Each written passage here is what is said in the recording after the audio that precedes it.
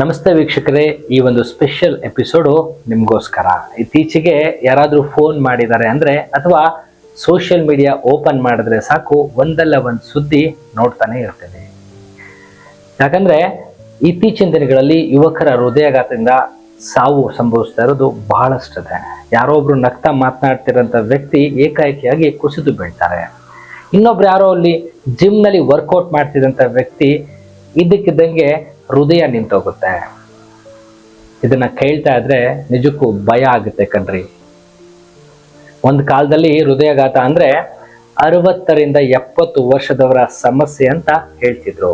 ಆದ್ರೆ ಈಗ ನೋಡಿ ಹಾಗಲ್ಲ. ಸುಮಾರು 25 ವರ್ಷದ ಹುಡುಗ ಅಥವಾ 30 ವರ್ಷದ ಫ್ಯಾಮಿಲಿ ಮ್ಯಾನ್, ರೀಲ್ಸ್ ಮಾಡ್ತಿದ್ದ ಹುಡುಗಿ ಅಥವಾ ಅಮ್ಮನ ಜೊತೆ ನಗ್ತಾ ಮಾತಾಡ್ತಿದ್ದ ಹುಡುಗ, ಸ್ನೇಹಿತರ ಜೊತೆ ಟೀ ಕುಡಿತಿದ್ದವನು ಒಂದು ಕ್ಷಣದಲ್ಲಿ ಉಸಿರೇ ನಿಲ್ಲಿಸಿ ಹೋಗ್ಬಿಡ್ತಾರೆ. ಇದು ಕೇವಲ ನ್ಯೂಸ್ ಅಲ್ಲ, ಯಾರೋ ಒಬ್ಬರ ಮನೆಯ ಕನಸು ಒಡೆದ ಕತೆ ಅಂತ ಕೂಡ ಹೇಳ್ಬೋದು.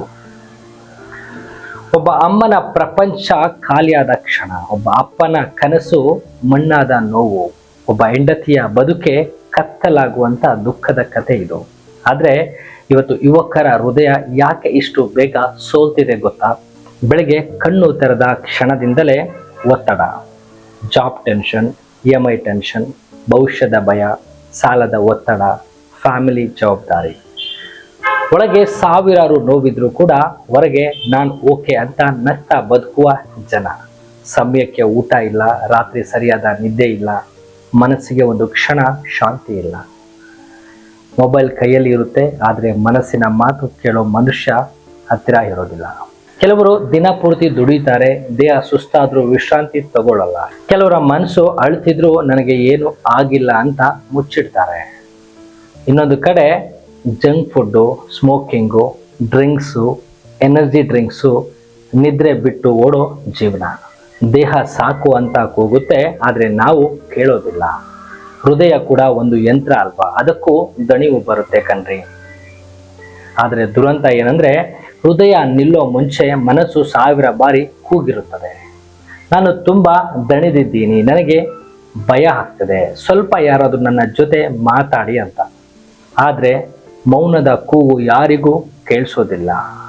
ಗಂಡಸಾಗಿ ನಾನು ಅಳೋದು ಬೇಡ, ಸ್ಟ್ರಾಂಗ್ ಆಗಿರ್ಬೇಕು ಅಂತ ಒಳಗಿನ ನೋವನ್ನೆಲ್ಲ ಮುಚ್ಚಿಟ್ಟು ಬದುಕೋ ಹುಡುಗರು ಒಂದು ದಿನ ಸುಮ್ಮನೆ ಹೋಗ್ಬಿಡ್ತಾರೆ.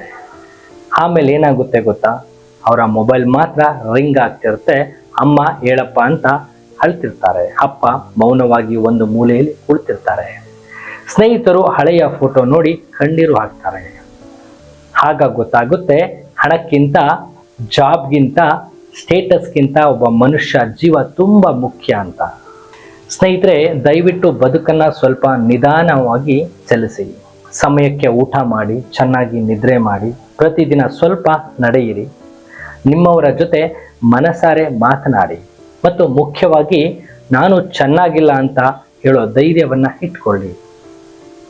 ಯಾಕಂದ್ರೆ ಒಂದು ಕಾಲ್, ಒಂದು ಅಪ್ಪುಗೆ, ಒಂದು ಮಾತು, ಒಂದು ಕಾಳಜಿ ಒಬ್ಬರ ಜೀವ ಉಳಿಸ್ಬೋದು.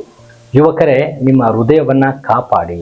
ಯಾಕಂದ್ರೆ ನಿಮ್ಮನ್ನ ಕಾಯ್ತಿರೋ ಅಪ್ಪ ಅಮ್ಮ, ನಿಮ್ಮ ನಗುಗಾಗಿ ಬದುಕೋ ಕುಟುಂಬ, ಇನ್ನ ನಿಮ್ಮ ಜೊತೆ ಸಾವಿರಾರು ಕನಸು ಕಾಣ್ತಿರ್ತಾರೆ.